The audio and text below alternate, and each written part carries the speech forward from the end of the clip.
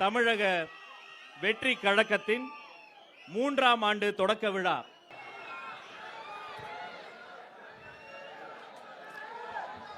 நம்ம கட்சியினுடைய 2வது ஆண்டு விழா, அதாவது 3rd இயரோட தொடக்க விழா. இன்னைக்கு தமிழ்நாட்டில் ஒரு மிகப்பெரிய ஒரு கட்சியாக நம்ம வளர்ந்து இருக்கிறோம் அப்படின்னா அது உங்களால் தான். ப்ளஸ் நம்மளை நேசிக்கிற கோடிக்கணக்கான மக்களும் தான் அதுக்கு ஒரு மிக முக்கிய ஒரு காரணம். நீங்கள் தான் என்னுடைய ஒரு மிகப்பெரிய ஒரு பலம். உங்களை நம்பி தான் நானும் நம்ம கட்சியும் இருக்கிறோம். இதை நான் சொல்லி தான் உங்களுக்கு தெரியணும்னு அவசியம் இல்லை, இது உங்கள் எல்லாருக்குமே நல்லா தெரியும். அதனால் இன்றைக்கி உங்கள் எல்லாருக்கும், நம்ம கட்சியில் இருக்கிற தோழர்களுக்கும் தொண்டர்களுக்கும், இந்த கட்சியினுடைய ஒரு தலைமை தொண்டனான என்னுடைய வாழ்த்துக்களும் நன்றிகளும்.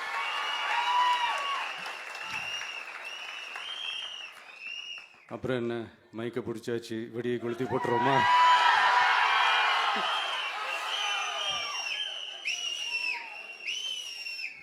(1977) ஜூன் மாதம்னு நினைக்கிறேன், ஜூன் மாதத்தில் புரட்சி தலைவர் எம்ஜிஆர் அவர்கள் ரேடியோவில் ஒரு பேட்டி ஒன்று கொடுத்தாங்க. அதில் பேசும்போது சொன்னாங்க, பேரறிஞர் அண்ணா அவர்கள் இருந்த இடத்தில் இப்படிப்பட்டவர்களும் அமர்கின்ற ஒரு நிலைமை ஏற்பட்டுச்சேன்னு எண்ணி எண்ணி கண்ணீர் வடித்தேன். அன்னைக்கு அந்த கண்ணீரை துடைக்க ஆரம்பித்த இயக்கம் தான் அண்ணா திராவிட முன்னேற்ற கழகம்னு சொன்னார். அதே மாதிரி 2017க்கு அப்புறம் 2021க்கு அப்புறம் தமிழ்நாட்டுடைய நிலைமையை பற்றி யோசித்து பார்த்த நம்ம தமிழக மக்கள், காமராஜர் அவர்கள் இருந்த இடத்தில், அண்ணா அவர்கள் இருந்த இடத்தில், எம்ஜிஆர் அவர்கள் இருந்த இடத்தில் இப்படிப்பட்டவர்களும் அமர்கின்ற ஒரு நிலைமை ஏற்பட்டுருச்சேன்னு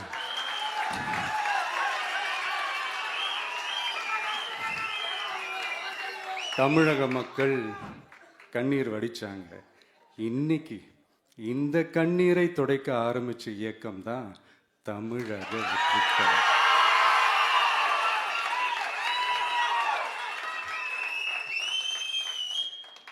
இப்படியெல்லாம் நம்ம பேசுறதுனால கண்டிப்பாக சில பேர் கொந்தளிப்பாங்க.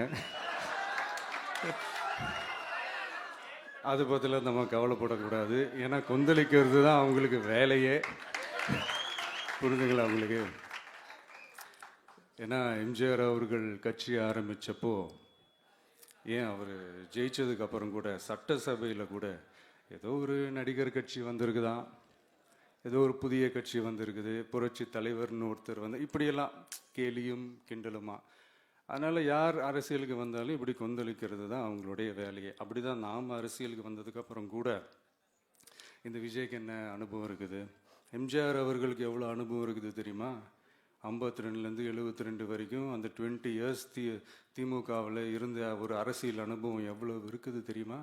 விஜய்க்கு என்ன பெரிய அனுபவம் இருக்குதுன்னு கேட்டால் அதே வாய் தான் அன்னைக்கு எம்ஜிஆர் அவர்களை பார்த்து,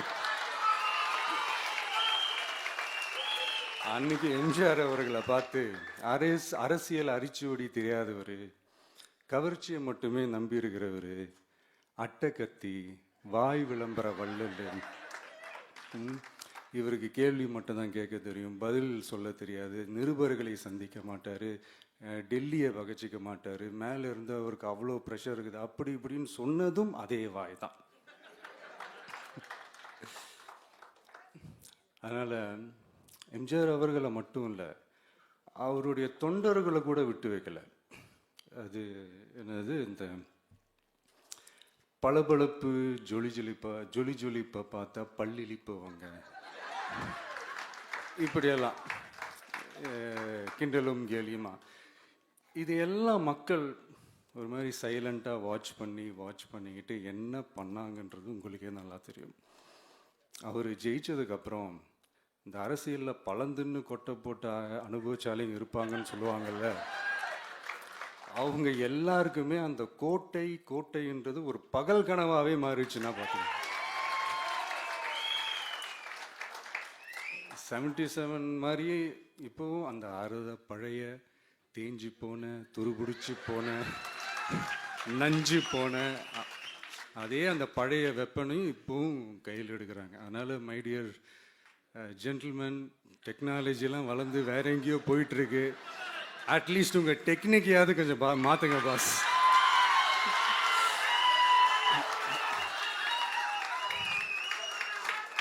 காமராஜர் அவர்களையும் விட்டு வைக்கல. அவருக்கு இலக்கியம்னா என்ன தெரியும்? அவர் மாபெரும் புலவர், அந்த புலவர் இந்த புலவர்னு அவரை பற்றியும் கிண்டலும் கேலியுமா. அதான் முன்னாடியே சொன்ன மாதிரி யார் எதிர்த்து நின்னாலும் அவங்கள கொந்தளிக்கிறது தான் அவங்களுடைய வேலையே. ஸோ இப்படி அவங்க பண்ணுற தப்பெல்லாம் நம்ம எடுத்து சொன்னால், அவங்க பண்ணுற அட்ராசிட்டியை பற்றி நம்ம எடுத்து சொன்னால், அவங்க பண்ணுற அந்த ஊழலை பற்றி தான் நம்ம எடுத்து சொன்னோம். முக்கியமாக நாம் அதை எடுத்து சொன்னால் 50 வருஷத்துக்கு முன்னாடி இருக்கிற அதே தகர டப்பாவை எடுத்து உருட்ட ஆரம்பிச்சிருவாங்க.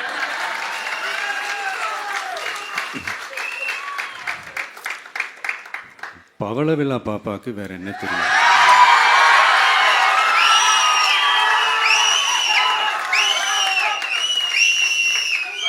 பழைய டப்பாவை உருட்டதானே தெரியும்.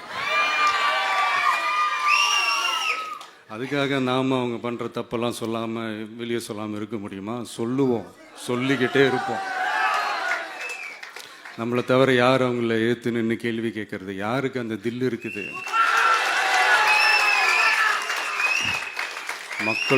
மக்களோட ஒரே பிரதிநிதி நாம மட்டும்தான். ஸோ இப்படி இருக்கிற இந்த நிலைமையில் இன்னைக்கு இந்த டிஜிட்டல் உலகத்தில் திருவள்ளுவர் இருந்திருந்தாருன்னா இந்த தீய சக்தியை பற்றி என்ன திருக்குறள் எழுதியிருப்பாரு? ஒரு கற்பனையா, அநீதி, அராஜகம், தில்லுமுள்ளு இவை எல்லாம் திமுக முதற்றே உலகு.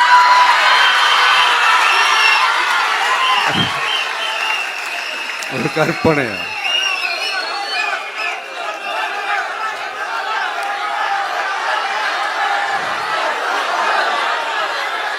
அநீதி, அராஜகம், தில்லுமுள்ளு இவையெல்லாம் திமுக முதற்றே உலகு.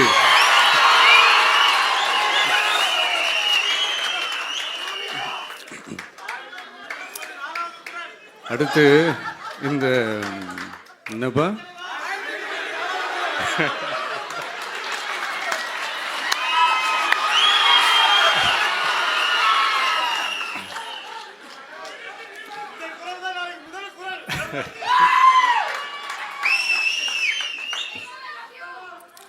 அடுத்து இந்த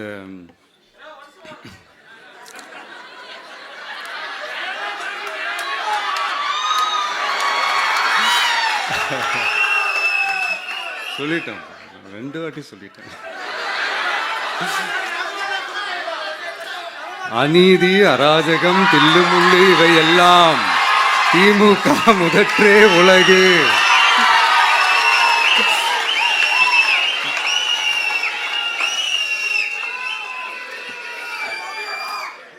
அடுத்து இந்த மும்முனை போட்டி, 4 முனை போட்டி அப்படிலாம் சொல்கிறாங்களே, சரி அவங்கள பொறுத்த வரைக்கும் அப்படியே இருக்கட்டும். அதில் மாபெரும் மக்கள் சக்தியாக நம்ம அணி ஒரு பக்கம், அடுத்து திமுக தலைமையில் மற்ற கூட்டணி கட்சிகள் ஒரு பக்கம், அடுத்து பாஜக தலைமையில் மற்றும் பலர்.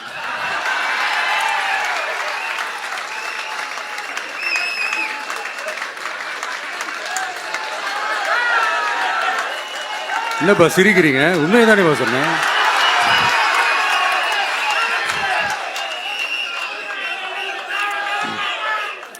ஸோ இப்படி எத்தனை சக்திகள் எத்தனை பேர் வந்தாலும் திமுகவை வீழ்த்துறதுக்கு மாபெரும் மக்கள் சக்தியான நம்மளால் மட்டும்தான் முடியும்.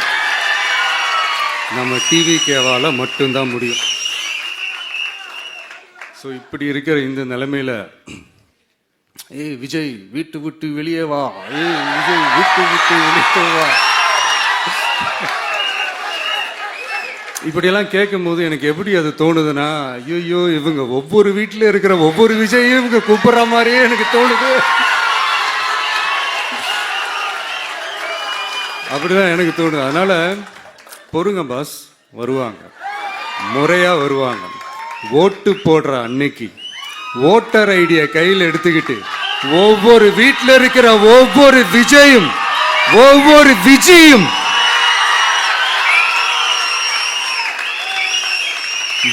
பூத்தா காலையிலேயே வந்து நிப்பாங்க பாருங்க. அன்னைக்கு தெரியும் பாருங்க, ஏண்டா இந்த விஜய கூப்பிட்டோம்னு.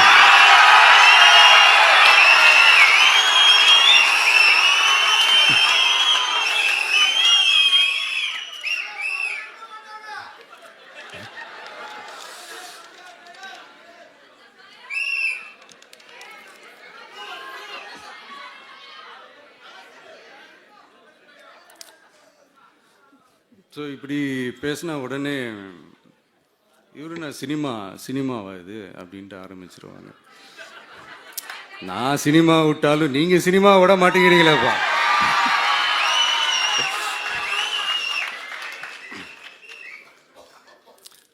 அப்புறம் இன்னொரு ரீசெண்டாக அந்த ஒரு விஷயம் போயிட்டு இருக்குல்ல, இந்த கருத்து கணிப்பு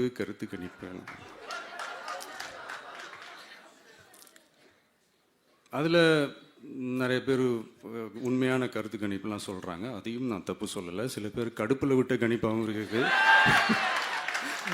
அதையும் நான் தப்பு சொல்லலை. இந்த கடுப்பில் விட்ட கணிப்பாளர்களுக்கு நான் சொல்லிக்கிறது என்னென்னா, ஒவ்வொரு ஊராக தெருவாக வீடாக போய் நீங்கள் அந்த கருத்து கணிப்பு எடுத்து பாருங்கள். ஒவ்வொரு வீட்லேயும் டிவிக்கு இருக்கிறத நீங்கள் பார்ப்பீங்க.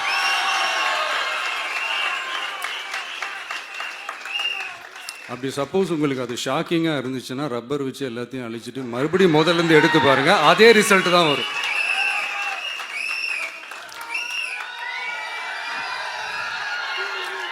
இது என்னப்பா லாஜிக்கு, அது எப்படி எல்லார் வீட்லேயும் டிவிக்கு இருக்கும் அப்படின்னு நீங்கள் கேட்டிங்கன்னா, ஒரு சின்ன சாம்பிளுக்கு ஒரு சின்ன டெஸ்ட் ஒன்று பண்ணி பாருங்களேன். நம்ம சிஎம் சார் இருக்காங்கள்ல, ஸ்டாலின் சார், ஒரு 2 இயர்ஸ் பேக் இருக்கும்னு நினைக்கிறேன். ஒரு மேடையில் பேசும்போது சொன்னாங்க, இந்த மாதிரி என்னோட கட்சிக்கு அவங்களோட கட்சிக்காரங்க சில பேர் பண்ணுற அட்ராசிட்டி, ஒரு சில மந்திரிகள் பண்ணுற சில அட்ராசிட்டிஸ்லாம் பார்த்து ராத்திரியில் எனக்கு தூக்கமே வரமாட்டேங்குது அப்படின்னு ஒரு 2 இயர்ஸ் பேக் இருக்கும்னு நினைக்கிறேன். அந்த வீடியோ கூட இருக்குது. அப்படி இருக்கிற அவரு என்னைக்காவது ஒரு நாள் அசந்து தூங்குவார்ல, அப்ப அவர்கிட்ட போய், சார்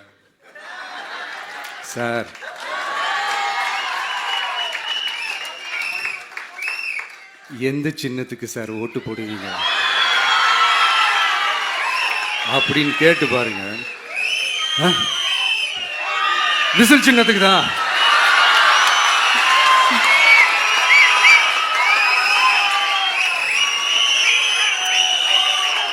தூக்கத்துல இப்படி டப்புன்னு எழுப்பி கேட்டா டப்புன்னு உண்மையை போட்டு உடைச்சிருவாங்க. அதுக்கு சொன்ன அப்படி இருக்கிற இந்த நிலைமையில டிவிக்கு வந்து சிட்டியில தான் இருக்குது, டவுன்ல தான் இருக்குது, வில்லேஜ் சைட்லலாம் இல்லை அப்படின்னு சொல்றவங்களுக்கு இந்த மாதிரி சில டெஸ்ட் எல்லாம் பண்ணி பாருங்க, தெரியும்.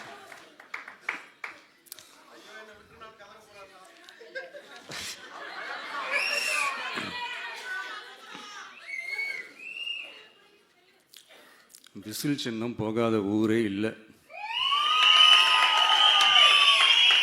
விசில் சின்னம் எங்கெல்லாம் இருக்குதோ அங்கெல்லாம் டிவிக்கே இருக்குதுன்னு அர்த்தம். என்னுடைய அம்மா, அக்கா, தங்கைகள், அண்ணன், தம்பிகள் டிவிக்கு ஓட்டு போடுறத யாராலையும் தடுக்க முடியாது.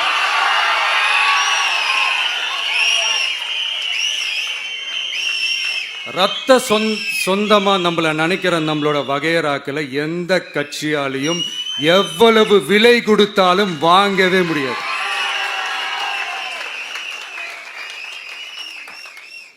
நான் ஓவர் கான்ஃபிடென்ஸ்ல பேசுறேன் அப்படின்லாம் நினைக்காதீங்க. இதுதான் கள நிலவரம், கள யதார்த்தமும் இதுதான். தீய சக்தியை வீழ்த்துறதுக்கு தூய சக்தியான நம்மளால மட்டும்தான் முடியும். இந்த 2026 சட்டமன்ற தேர்தலில் டிவிக்கே தான் மக்களோட ஒரே ஆப்ஷன். Otherwise no diversion.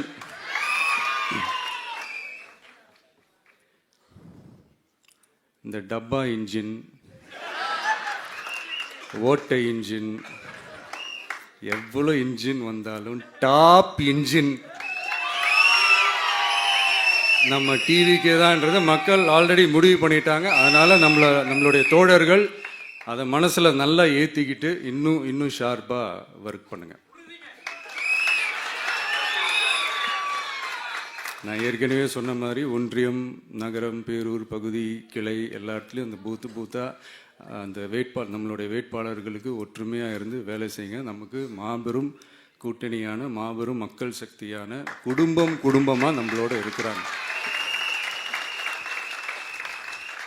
இன்னொன்று அன்றைக்கி நான் சொன்ன மாதிரி நம்மளுடைய விசில் சின்னத்துக்கு ஓட்டு போட வைக்கிறது மட்டும்தான் உங்களுடைய வேலை. மற்றதெல்லாம் மக்களோட சேர்ந்து நான் பார்த்துக்கிறேன்.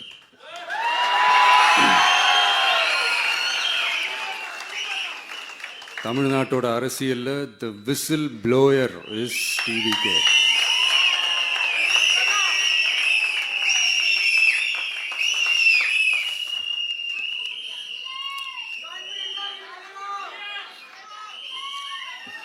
நம்ம மக்கள் இந்த விசில்ல ஊதுல இந்த தீய சக்தியும் இந்த ஊழல் சக்தியும் தெரிச்சு ஓடணும். எப்படி தெரிச்சு ஓடணும்? அன்னைக்கு சென்ட் ஜார்ஜ் கோட்டையில் டிவிக்கு ஆளும் கட்சியா எழும்.